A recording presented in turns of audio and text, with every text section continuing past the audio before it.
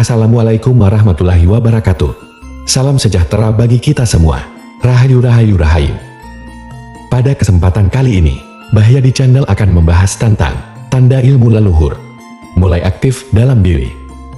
Lalu, apa sajakah tandanya? Tanda saat ilmu sakti leluhur mulai aktif adalah isyarat bangkitnya kembali kekuatan atau energi spiritual yang diwariskan oleh para leluhur. Tanda ini dipercaya muncul dalam bentuk-bentuk tertentu yang menandakan bahwa ilmu sakti yang telah lama tersimpan atau tersembunyi dalam diri panjenengan kini kembali aktif dan siap membantu panjenengan yang terpilih. Dalam kehidupan manusia, warisan leluhur tidak hanya hadir dalam bentuk fisik saja, tetapi juga dalam bentuk energi dan pengetahuan yang diturunkan dari generasi ke generasi.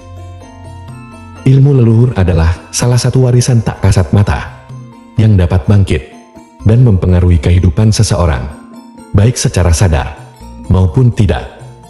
Tanda-tanda aktivasi ilmu leluhur seringkali muncul secara halus dalam kehidupan sehari-hari dan memberikan petunjuk bahwa panjenengan sedang terhubung dengan energi kesaktian milik leluhur.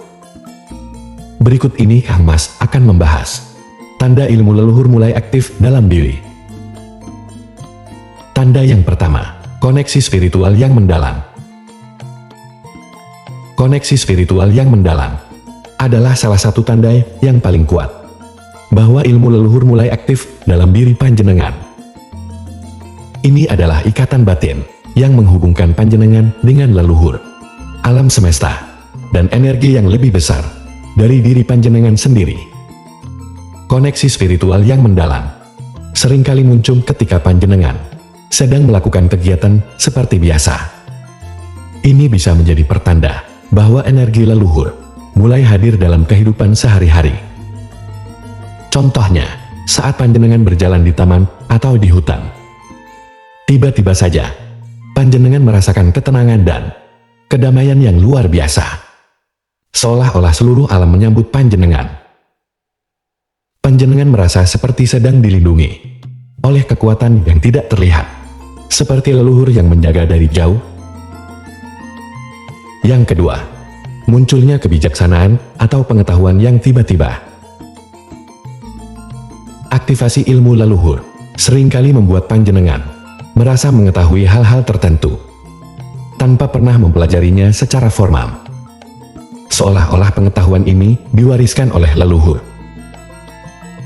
Hal ini juga menjadi satu tanda penting bahwa ilmu leluhur mulai aktif dalam diri panjenengan. Pengalaman ini seringkali terjadi secara mendadak dan dapat memberikan wawasan yang mendalam atau pemahaman yang tidak terduga. Contoh kejadiannya adalah saat panjenengan yang tidak pernah belajar pengobatan tradisional tiba-tiba tahu cara membuat ramuan herbal untuk mengobati flu atau luka kecil, dan hasilnya pun sangat efektif. Selain itu, panjenengan juga bisa memberikan nasihat bijak yang tampak di luar pemahaman panjenengan sebelumnya. Yang ketiga, mimpi atau penglihatan tentang leluhur. Dalam hal ini, panjenengan akan bermimpi bertemu dengan leluhur, baik yang dikenal maupun tidak. Mimpi ini terasa sangat nyata dan sering meninggalkan kesan emosional yang mendalam. Pesan yang disampaikan bisa berupa nasihat, peringatan, atau petunjuk untuk menghadapi masalah tertentu.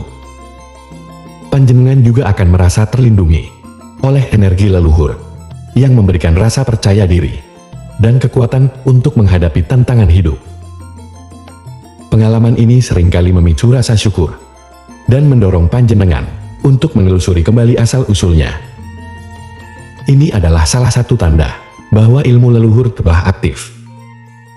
Contoh kejadiannya, saat panjenengan bermimpi bertemu kakek atau nenek yang sudah lama meninggal, dan mereka memberikan petunjuk tentang sesuatu yang harus dilakukan dalam kehidupan nyata, seperti memperbaiki hubungan keluarga atau menghindari keputusan yang buruk. Yang keempat, peningkatan intuisi dan indera keenam. Ketika ilmu leluhur aktif, intuisi panjenengan akan menjadi lebih tajam. Ini ditandai dengan semakin tajamnya perasaan atau firasat panjenengan tentang sesuatu, bahkan tanpa informasi atau bukti yang jelas. Panjenengan akan bisa merasakan energi atau getaran di sekitar dan langsung memahami keadaan emosional orang lain hanya dengan melihat atau berada di dekatnya saja. Kondisi ini melibatkan kepekaan yang lebih dalam terhadap alam dan lingkungan, di mana panjenengan mungkin mulai memperhatikan tanda-tanda dari alam seperti perubahan cuaca, suara binatang, atau mimpi yang memberikan petunjuk. Intuisi yang meningkat ini dapat membantu panjenengan dalam membuat keputusan, karena panjenengan dapat mengenali energi positif atau negatif seseorang. Contohnya, panjenengan merasakan firasat kuat untuk tidak pergi ke suatu tempat, meskipun tidak ada alasan yang logis. Kemudian panjenengan mengetahui bahwa jika panjenengan pergi, sesuatu yang buruk mungkin akan terjadi, misalnya kecelakaan. Firasat ini sering kita rasakan dalam kehidupan sehari-hari, dan ini bisa menjadi pertanda bahwa ilmu leluhur sudah mulai aktif. Yang kelima, perubahan energi atau kesehatan fisik. Aktivasi ilmu leluhur juga dapat dirasakan secara fisik, seperti perubahan energi dalam tubuh atau perasaan kelelahan yang tiba-tiba. Ini seringkali terjadi ketika panjenengan mulai menyerap energi yang kuat dari leluhur. Setelah panjenengan menyerap energi leluhur tadi, maka panjenengan akan merasakan lonjakan energi yang membuat lebih semangat dan lebih fokus, disertai sensasi hangat atau getaran halus di tubuh panjenengan. Aktivasi ini kadang memicu gejala fisik ringan, seperti pusing, nyeri otot, atau tekanan di dahi, yang umumnya bersifat sementara saat tubuh panjenengan menyesuaikan diri dengan perubahan energi. Selain itu, perubahan pola tidur juga sering terjadi. Misalnya, panjenengan akan bangun lebih awal atau di tengah malam pada jam tertentu. Walaupun panjenengan sering terbangun tengah malam, tetapi panjenengan tetap akan merasa segar, seolah mendapat energi tambahan dari leluhur. Peningkatan ini juga mempercepat pemulihan tubuh, membantu lebih cepat pulih dari kelelahan atau penyakit ringan. Yang keenam, kecenderungan untuk mempraktikkan tradisi leluhur. Aktivasi ilmu leluhur seringkali membangkitkan minat untuk kembali ke tradisi atau budaya yang sudah lama ditinggalkan. Panjenengan mungkin merasa dorongan kuat untuk mempraktikkan ritual atau kebiasaan nenek moyang. Contohnya, panjenengan yang sebelumnya tidak pernah tertarik pada ritual adat, tiba-tiba merasa terdorong untuk menghadiri upacara adat atau mempelajari ritual adat dengan lebih mendalam. Selain itu, panjenengan juga merasakan dorongan kuat untuk mengunjungi makam leluhur dan memberikan penghormatan. Yang ketujuh, kebangkitan kreativitas dan keterampilan unik.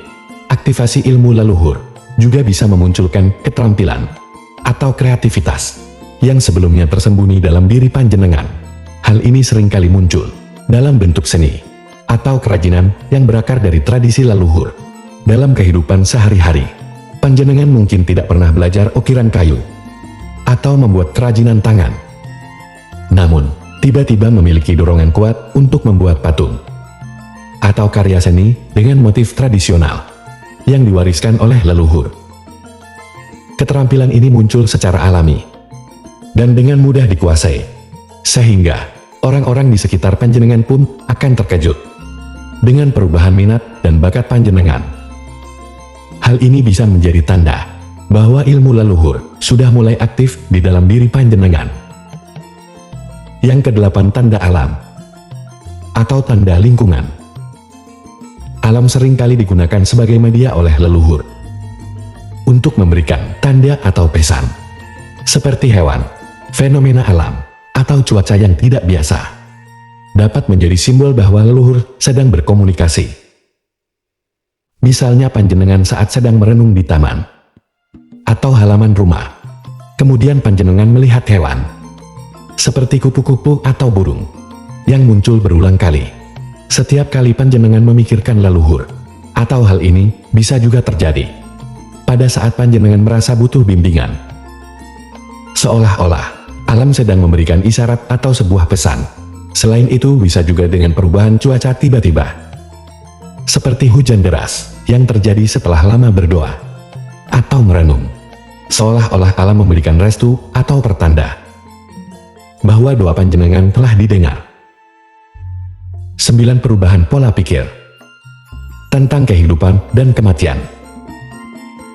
Ilmu leluhur seringkali membawa pemahaman yang lebih dalam tentang siklus kehidupan dan kematian.